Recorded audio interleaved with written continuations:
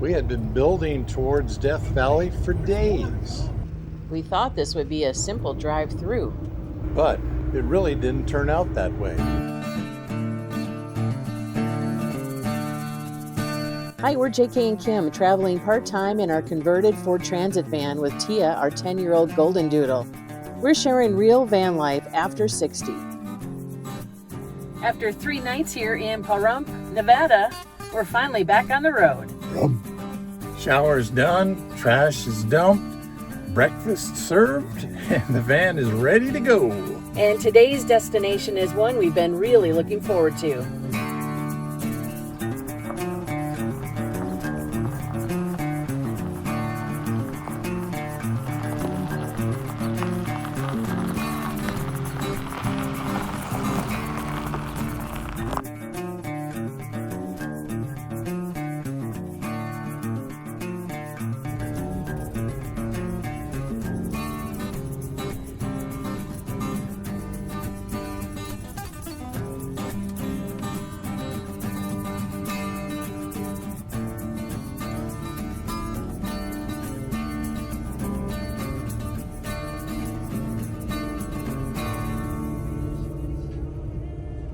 Death Valley is one of those places that almost feels bigger in your mind before you arrived. Especially after hearing so much about the super bloom this year. We made it!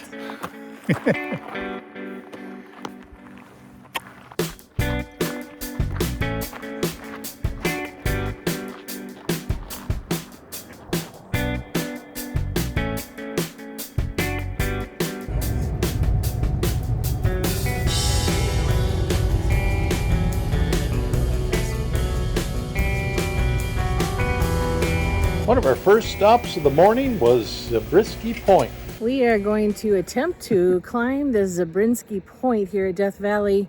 It looks steep. It's all fit, thin people that are going up there. We'll prove them wrong. So we'll see if we can make it or not. Looks like I'm right already. That's all right.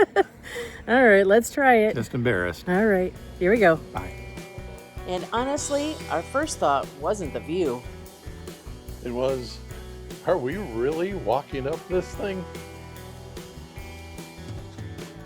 That's something we pay more attention to now than we used to.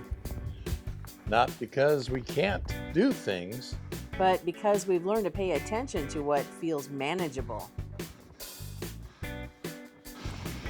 and okay. No talking. We made it. Top of Zabriskie Point, Death Valley.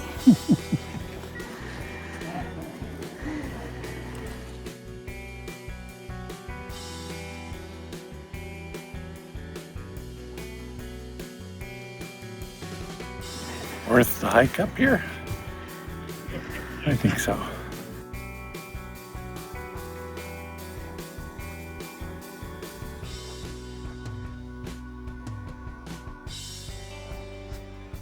And once we got back down the hill, We were really glad we did it.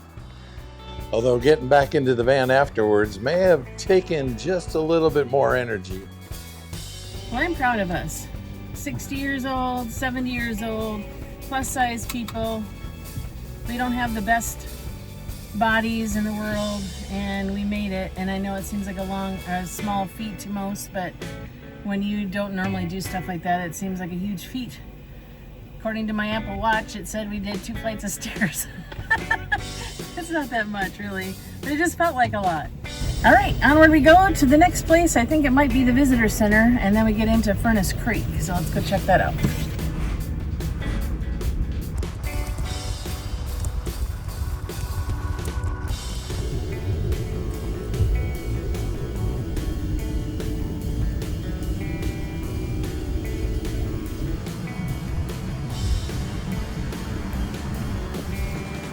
If you're thinking about van life after 60, subscribe. We share the real side of van life every week.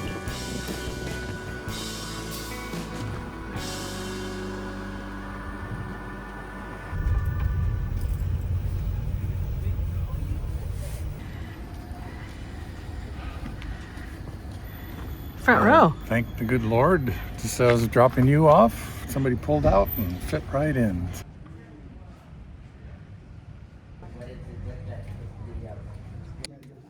You probably know that Death Valley is usually known as the hottest place on Earth. But every once in a while, something incredible happens. After rare rainstorms, the desert comes alive with wildflowers. And this year, people are saying it's one of the biggest blooms in almost 10 years.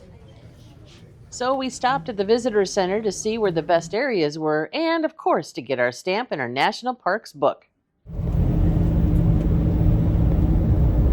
Is it worth a 2-week wait in 9 states and almost 2,000 miles to come see the near super bloom in Death Valley? Let's find out.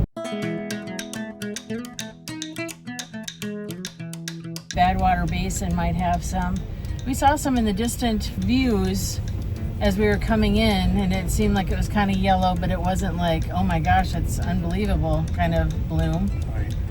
We found yellow flowers, purple flowers, and even some white flowers. There was this one spot where people were pulled off the highway to take pictures, so we followed their cue.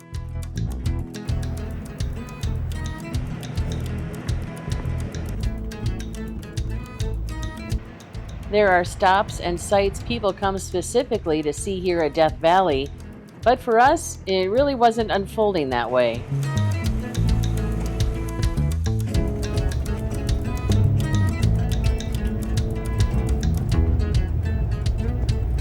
Ears have been doing crazy things. They've been popping and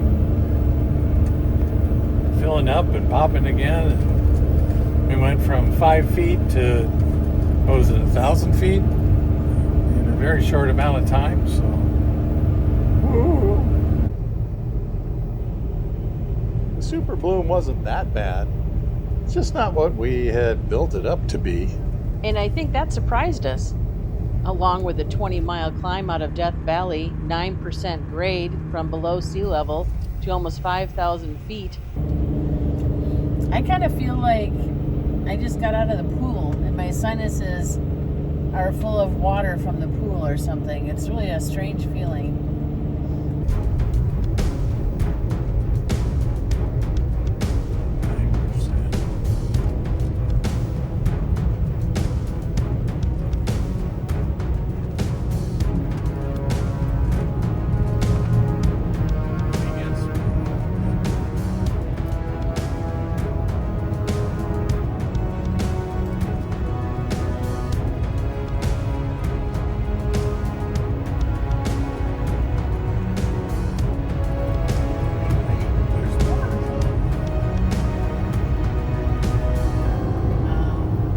Exciting driving. Now some hairy downhill stuff. That's crazy. And nowhere on the map does it say extreme grades coming down out of there and going up. It's tough. Meanwhile, while we're driving through the desert here in the mountains, I still don't know where we're sleeping tonight, so we're hoping to hunker down into the Alabama hills, but it's 4 o'clock now and we have another hour to get there, so I'm not sure if there's going to be anything available by the time we get there. This shall be interesting. We decided to keep pushing towards Alabama hills, trying to get there before dark. And at this point, it wasn't about sightseeing anymore. It's about just trying to find a place where you can settle in for the night. Hello, Sierra Nevadas, snow-capped and all. Oh, I cannot wait to see you for the next few days. Gorgeous. You go to Los Angeles? No.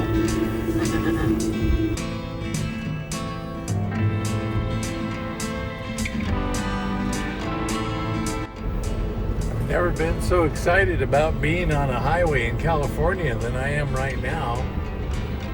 Here we are on the famous 395.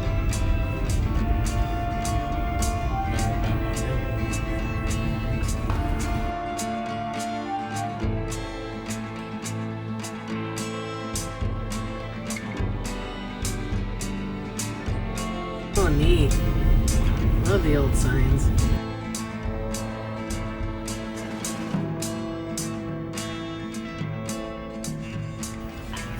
Well, it's time to get our first gas tank filled in California. Guess how much the gas is for regular unleaded? $6. $5.39, which is surprisingly low considering everything else that's going on with the oil stuff right now, and the fact that we're in California in a very small town. So let's get some California gasoline.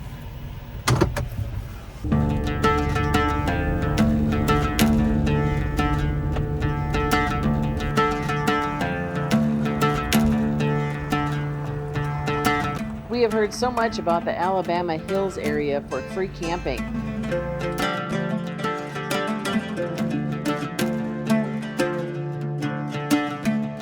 This is also a place where movies have been filmed along Movie Road. But the sun was at a point in the day where it was blinding and hard to see.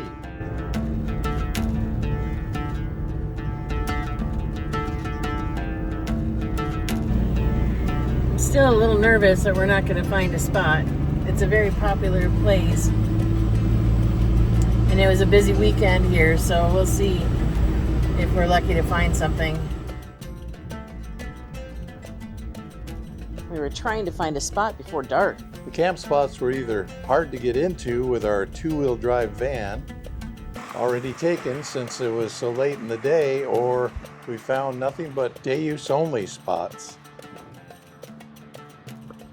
It stopped being about where we were and started being about where we would end up that night. You start to feel the pressure of losing daylight at that point.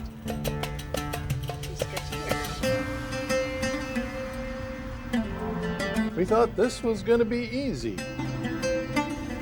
It wasn't. We struck out. At that point, we were honestly just hoping to find somewhere quiet and level. And then we found an amazing campground right at the base of Mt Whitney. And suddenly, the whole day felt different because it just worked. And it was surprisingly very quiet, our favorite kind of campground. And here we thought Death Valley would be the story of the day. The story actually ended up being everything around Death Valley. The adjusting, the searching, the not knowing where we would end up. That seems to be how this trip is unfolding. Funny how the place you didn't plan for sometimes feels like the right one, and the one you appreciate the most. We may not have gotten to the Alabama hills to camp. But this was pretty special for a backup plan. Honestly, after a day like this, I think we just need an extra quiet day. and I'm thinking this just might be the perfect place for that. If you like this video, please subscribe, hit the notification bell, hype, and comment below. We love hearing from you. And remember, every day in the van It's a good day.